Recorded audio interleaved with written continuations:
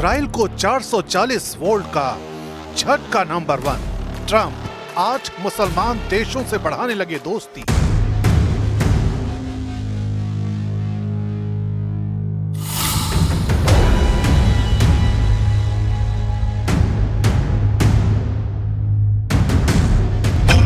Israel को 440 volt का झटका नंबर 2।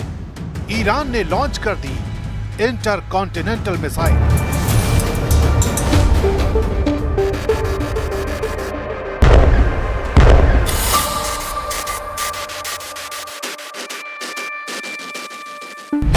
इजराइल को 440 वोल्ट का झटका नंबर 3। तुर्की का ऐलान, धरती से मिटा देंगे यहूदी देश।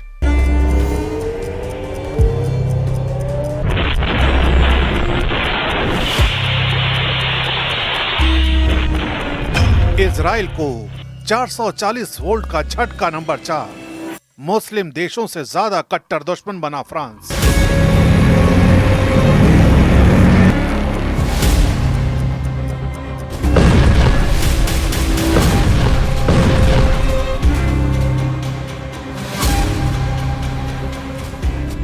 इजराइल को 440 वोल्ट का झटका number 5।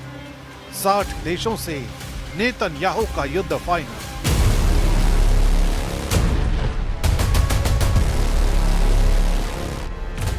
Gaza, Yemen, Lebanon, Syria और कतर को कुचल डालने वाले इजराइल के खिलाफ भयानक हमले की तैयारी शुरू हो गई है।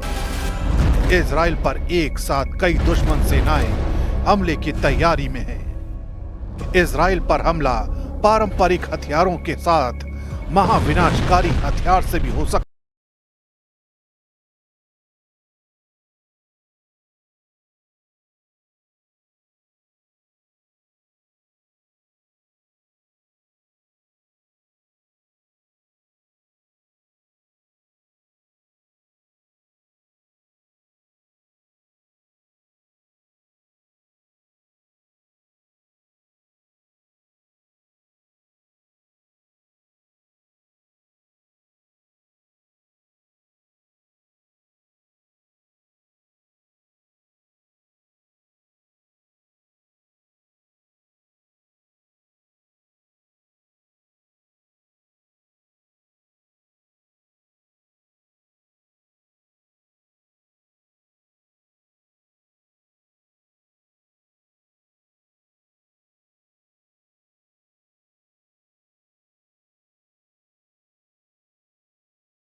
Ukraine, Argentina, and the European Union. The president will also later in the day hold a multilateral meeting with Qatar, the Kingdom of Saudi Arabia, Indonesia, Turkey, Pakistan, Egypt, the UAE, and Jordan. Israel के सबसे कट्टर दुश्मनों का जमघट लगाकर Trump ने Netanyahu को सख्त संदेश दिया है।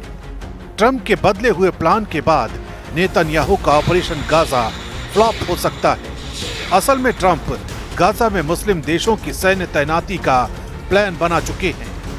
यानी जिन 8 देशों के साथ उन्होंने मीटिंग की है वो सब मिलकर एक शांति सेना गाजा में तैनात कर सकते हैं, जिसके बाद इजराइल को गाजा में हमले से रोका जा सके, जिसके लिए इजराइल फिलहाल तैयार नहीं है। प्रेसिडेंट ट्रंप मुस्लिम देशों के साथ हुई मीटिंग की इनसाइड स्टोरी अब तक सामने नहीं आई है, लेकिन ट्रंप का यह फॉर्मूला नेतन्याहू किसी भी कीमत पर मानने को तैयार नहीं है। वो पहले भी साफ कर चुके हैं कि फिलिस्तीन देश नहीं बनने दिया जाएगा। नेतन्याहू अपने नेक्स्ट एक्शन के लिए ट्रंप से मीटिंग भी फाइनल कर चुके हैं, लेकिन ट्रंप को साथ रहने भर से उन्हें सफलता नहीं मिलने वाली, क्योंकि इजराइल को भी नक्शे से मिटाने की धमकी दी जाने लगी है। ये कोई और नहीं बल्कि तुर्की दे रहा है।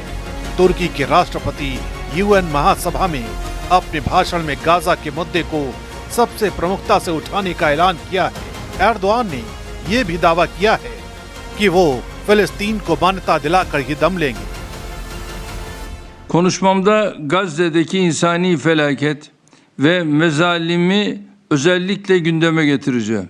80. Genel Kurulu diğerlerinden farklı kılan özelliği birçok ülkenin Filistin devletini tanıyacak olmasıdır.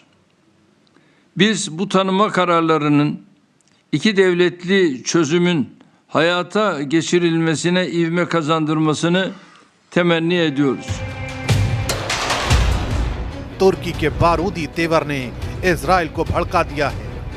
Israel की तरफ से धमकी दी गई कि नेटो सदस्य होने के भ्रम में तुर्की तबाह हो सकता है। अमेरिकन इंटरप्राइजेस इंस्टीट्यूट के सीनियर माइकल रोबिन ने एक बयान में कहा कि कतर की तरह तुर्की को भी इजराइल दहला सकता है। इजरायली अकादमी की बड़ी हस्ती मियर मासरी ने इससे आगे बढ़कर यह तक कहा है कि तुर्की को नेटो मेंबर होने का मुगालता भूल जाना चाहिए। इसके जवाब में एर्दोआन के सलाहकार ने कहा है कि जल्द ही इजराइल इस धरती के नक्शे से मिट जाएगा, उसके बाद फिर इन्हें पता चलेगा। जो धमकी नेतन्याहू ने फिलिस्तीन को दी है वही उन्हें एर्दोआन की तरफ से मिली है। लेकिन इन सब से बड़ा थ्रेट इजराइल के सिर पर मंडरा रहा है, वो है ईरान की नई इंटरकॉन्टिनेंटल मिसाइल। ईरान ने अपनी विध्वंसक मिसाइल का धमाका कर दिया है। अभी ईरान की मिसाइल का ट्रेलर देखिए, आगे डिटेल भी जानेंगे। सितंबर को ईरान की सबसे विनाशकारी मिसाइल की झलक दिखी। तब मिसाइल को लेकर कई तरह के दावे किए गए, मगर पूरा सच ईरान ने अब बताया है। ईरान की इजराइल किलर मिसाइल का पूरा ब्यौरा फ्रांस से मिले नेतन्याहू को चैलेंज के बाद देखते हैं। फ्रांस ने इजराइल को कई फ्रंट के वॉर ट्रैप में फंसाया है। खुद न्यूयॉर्क के ट्रैफिक में फंसने वाले मैक्रो ने नेतन्याहू के खिलाफ जबरदस्त लामबंदी कर दी है। ब्रिटेन, कनाडा, ऑस्ट्रेलिया और पुर्तगाल के साथ फ्रांस ने फिलिस्तीन को मान्यता दी थी। Le temps est venu. Time has come. This is why, loyal to my country's historic commitment to the Middle East, for peace among Israeli people and Palestinian people, I declare that France recognizes today the state of Palestine. Macro के फैसले का Israel ने जबरदस्त विरोध किया है। France में Israel के राजदूत जोशुआ एल जारका ने मैक्रो को मिडिल ईस्ट युद्ध का रियल विलन बता डाला है। The announcement of last night, I think when it comes to the history of diplomacy in the Middle East, is one of the biggest waste of a significant tool that could have helped promoting peace, and instead of that is creating unrest.